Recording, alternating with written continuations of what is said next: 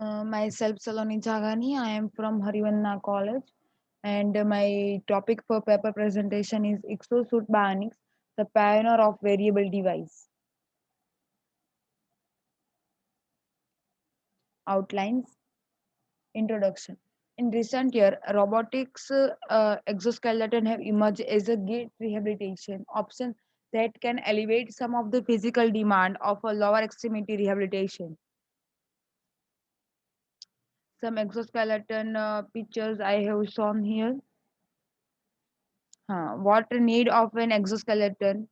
An individual with a disability or impairment caused by a neurological condition needs a vigorous rehabilitation in the recovery process.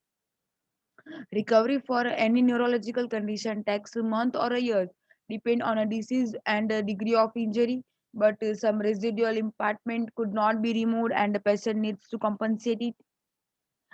This external variable exoskeleton suit provides external supports and strength via mechanical and robotic device, which make patient independent in the journey of the recovery.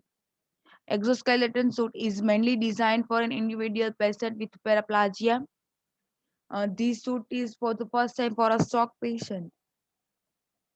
Main parts: skeleton, microcomputers, power supply and wristband, full body skeleton, microcomputers are control the movement of various motor or hydraulic cylinder associated with the joints, send signals to various joints as per the recovery mode. Power supply.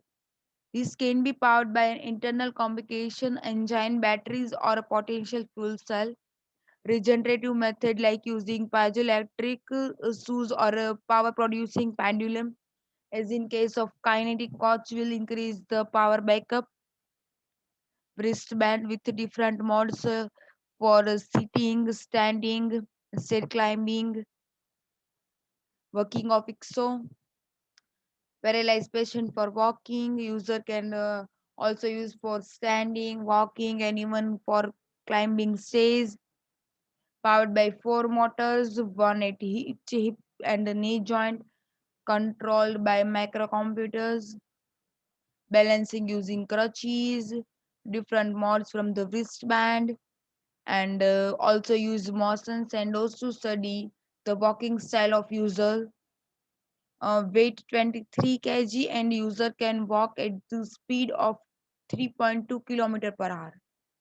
Advantages: disability no longer remain as a permanent issue, increase the mobility and performance, improve quality of life, and prevent post impairment. Examples: spasticity. Disadvantages: were too expensive, more than $45,000. Special part are required, increase cognitive and workload, not familiar for the old age patient.